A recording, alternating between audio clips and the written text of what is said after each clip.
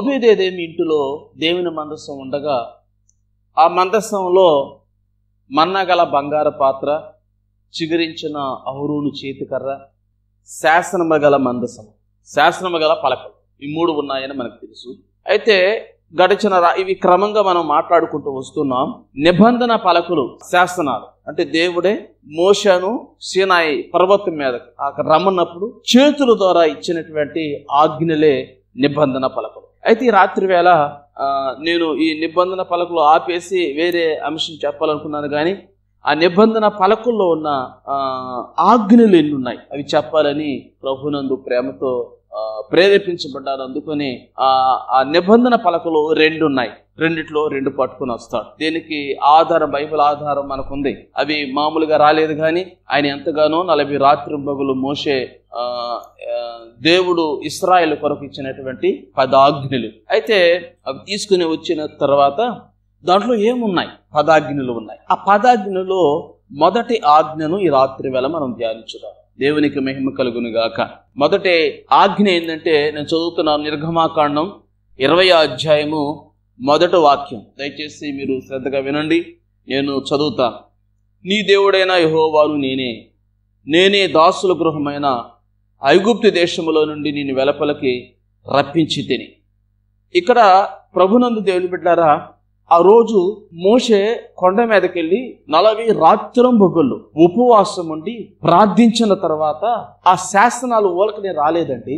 ఇదిగో దేవుని యొక్క చట్టం ఒక వ్యక్తిలోనికి రావాలంటే, ఇదిగో ఆ వ్యక్తి 40 రోజులలో ఉపవాసం ఉన్న తర్వాత అంటే అవి పట్టుకోవాలంటే, ఆ శాసనాలు పట్టుకోవాలంటే ఆ 40 రోజుల్లో అవి పట్టుకునే శక్తిని దేవుడు అనుగ్రహించాడు. అంటే 40 రోజుల్లో ఏం జరిగింది? ఆయన పట్టుకుంటానికి కావాల్సిన అర్హత సంపాదించుకుంది. ఆ 40 రోజుల తర్వాత మాత్రమే పట్టుకుంటానికి దేవుడు అధికారం ఇచ్చాడు, అవకాశం ఇచ్చాడు. ఈ రోజుల్లో మన చర్చిల్లో ఏం చేస్తారు తెలుసా? పాటకి సమయం ఇవ్వకపోతే అలిగేవాళ్ళు, ప్రార్థనకు సమయం ఇవ్వతే అలిపిలువులు. అయితే కొన్ని చర్చిలో మాత్రం ఉంది. అయితే చూడండి, ఈ 10 ఆజ్ఞలు పట్టుకోవాలంటే ఆ వ్యక్తికి కావాలి. ఈరోజు ఒక వ్యక్తి పాట పాడాలంటే ఒక అధికారం కావాలి, లేక ప్రేయర్ చేయాలంటే కావలసిన ఒక పరిశుద్ధత కావాలి, లేక మందులో పరిచర్య చేయాలంటే ఆ వ్యక్తి తప్పనిసరిగా రక్షణ బాప్తీసం తీసుకునే వ్యక్తి అయి ఉండాలి. అంతేగాని ఎవరంటే వాళ్ళు చేసేటువంటిది కాదు. ఇది చూడండి, మోషే ఆ 10 ఆజ్ఞలు పట్టుకోవాలంటే నిజంగా ఆయన 40 రోజులు టైం పట్టింది. ఆ 40 రోజుల్లాగా ఆయనలో ఉన్నటువంటి ఒకవేళ ఆ వేచి చూచే దాంట్లో పక్కని అంటే దేవునికి పనికిరానిటువంటి అన్ని కూడా దేవుడు తీసేశాడు. నిజంగా 40 రోజులు తర్వాత అవి పట్టుకొని వచ్చున్నాడు. ఆ 40 రోజుల్లో దేవుడిచ్చినటువంటి ఆజ్ఞలో మొదటి ఆజ్ఞ ఏంటంటే, నీ దేవుడైన యెహోవాను నేనే. దేవునికి మహిమ కలుగును గాక. నీ దాసుల గృహమైన ఐగుప్తు దేశంలో నుండి నేను వెలుపలికి రప్పించింది. ఇక్కడ ఈ ఒక్క మాటలో 2 అంశాలు ఉన్నాయి. 2 అంశాలు. మొదటి అంశం ఏంటంటే, నీ దేవుడైన యెహోవాను నేనే. చూడండి, ఎందుకు ఆ మాట చెప్తున్నాడు నేనే అని? నీ దేవుడైన యెహోవాను నేనే అని ఎందుకు చెప్తున్నాడు? ఇప్పుడు చూడండి, మన ముఖ్యమంత్రి ఉన్నాడు అనుకోండి, నేనే ముఖ్యమంత్రి అనేంట్లో ఎలాంటి తప్పేమీ లేదు. అంటే ఎందుకు అంత ఖచ్చితంగా దేవుడు చెప్తున్నాడు అంటే, దారి తప్పిపోయే పరిస్థితి ఉంది కనుక నేనని చెప్తున్నాను. ఈ రోజు కూడా చాలా మంది మన భారతదేశంలో ఏదైతే అది దేవుడని కొలుచుకుంటూ ఆరాధన చేస్తున్నారు కదా. అందుకని దేవుడు ఆ మాట చెప్తాడు. ఒకటి. రెండవది నిశ్చయం. రెండవది అదే వచనం ఏముందంటే, నేనే దాసుల గృహము అయిన ఐగుప్తు దేశంలో నుండి నిన్ను వెలుపలికి రప్పించింది. దేవునికి మహిమ కలుగును గాక. చూడండి, నేనే అని చెప్పిన దేవుడు ఏమన్నాడంటే, నేనే దాసుల గృహమైన ఐగుప్తు దేశంలో నుండి బయటకు తీసుకొచ్చాను. దేవునికి మహిమ కలుగును గాక. ఈ మత్తయి సువార్త 1:21 వాక్యం చదివినప్పుడు అక్కడ ఏముంటుందో తెలుసా? ఇదిగో తన ప్రజలను వారి పాపముల నుండి ఆయనే రక్షించును, ఆయనకు యేసును పేరు పెట్టబడను అని ఉంటాయి. అంటే ఆ వాక్యాన్ని చదువుతారా? చూసారా? తన ప్రజలను వారి పాపముల నుండి ఆయనే రక్షించును. దేవుడు కూడా ఏమంటున్నాడంటే, ఇక్కడ దాసుల గృహమైన ఐగుప్తు దేశముల నుండి నేనే మిమ్మల్ని బయటకు తీసుకొచ్చాను. దేవునికి మహిమ కలుగును గాక. ఈ కరోనా టైంలో దేవుడే ఈ రాత్రి వేళ అంటున్నాడు, దేవుడే మనల్ని కాపాడుతా ఉన్నాడు. అయితే చాలా మంది అంటారు కదా, ఏమని? నేను తినే ఆహారాన్ని బట్టి బ్రతుకుతున్నాను, నాకున్న తెలివితేటలను బట్టి, లేక నేను చేస్తున్న ప్రార్థనలు బట్టి అని అంటారు కదా. ఒకవేళ నువ్వు ప్రార్థన చేయాలని చూసినా, లేకపోతే మరొకటి ఏదేసుకున్నా చూసినా, దేవుడి ఆ ఆలోచన ఇవ్వాలి, నీకు దేవుడి ఆ తలంపు ఇవ్వాలి. అందుకని ఆ వచనంలో ఆ విషయం ఉంది. పేతురు రాసిన మొదటి పత్రిక 2:9 కూడా చదివితే అక్కడ కూడా ఒక మాట ఉంది, ఈ వాక్యానికి అనుసంధానమైన మాట. పేతురు రాసిన మొదటి పత్రిక 2:9.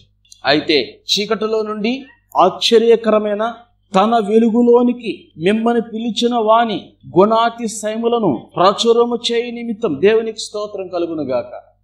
అయితే దేవుడు ఏమంటున్నాడంటే ఇక్కడ, అయితే చీకటిలో నుండి ఆశ్చర్యకరమైన తన వెలుగులోని, అంటే ఐగుప్తు ఇశ్రాయేలీయులు కూడా ఐగుప్తు దేశములో చీకటిలో ఉన్నారు.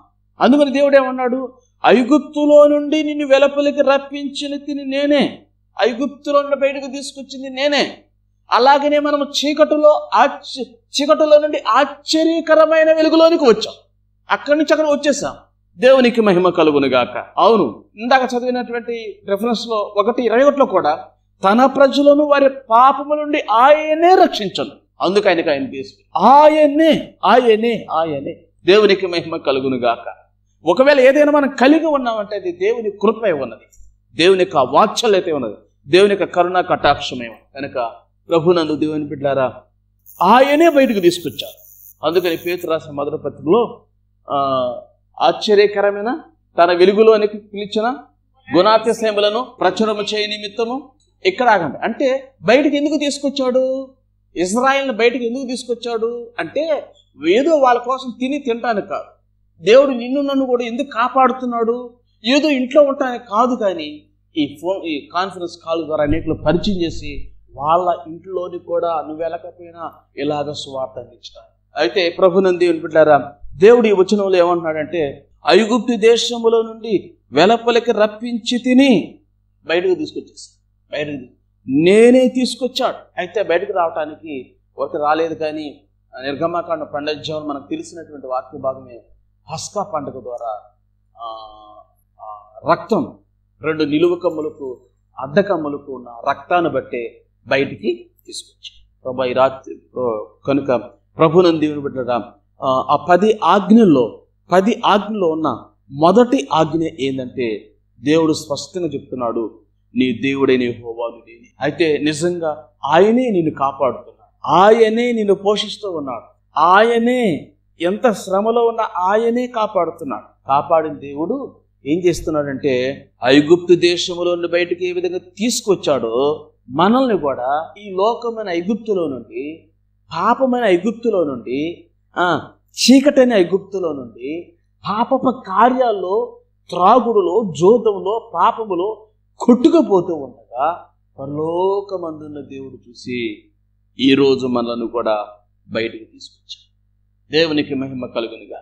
బయటకు తీసుకొచ్చాడు, నిన్ను నన్ను బయటకు తీసుకొచ్చాడు. ఇంతవరకు దేవుడు నిన్ను ఆ కష్టాల నుండి బయటకు తీసుకొచ్చాడు. నీకున్న ఆర్థిక ఇబ్బందుల నుండి ప్రభువు తీసుకొస్తాడు.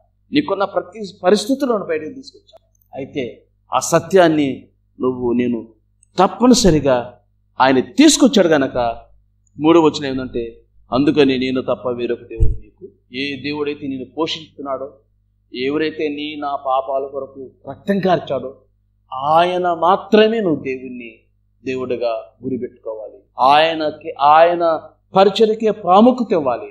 నీ ఇంట్లో ఎన్ని పనులున్నా కూడా తప్పనిసరిగా దేవుని మందిరంలో కూర్చొని వినవలసిన నీవు ఈరోజు నీ ఇంటిలోని కూర్చొని వాక్యం వింటూ ఉన్నావంటే నిజంగా దేవునిలో ఉన్న ఆశీర్వాదాలతో ఉండాలని అవకాశం.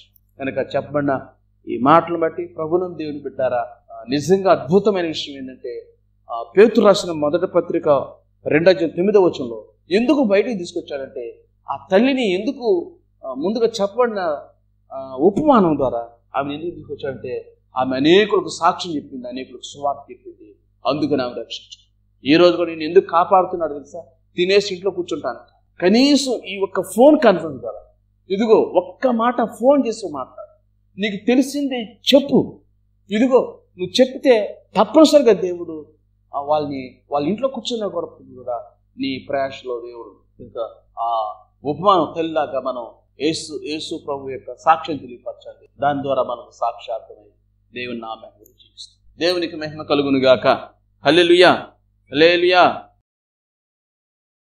మీ ప్రార్థన అవసరతల కొరకు అభిషిక్తుని Kripa church, pastor K. Peter, Kothapatnam, Prakasam జిల్లా, ఆంధ్రప్రదేశ్. మా యొక్క ఫోన్ నంబర్ 7396621024, 9948343201, 7396621024, 9948343201. దేవుడు మిమ్మును దీవించునుగాక. ఆమేన్.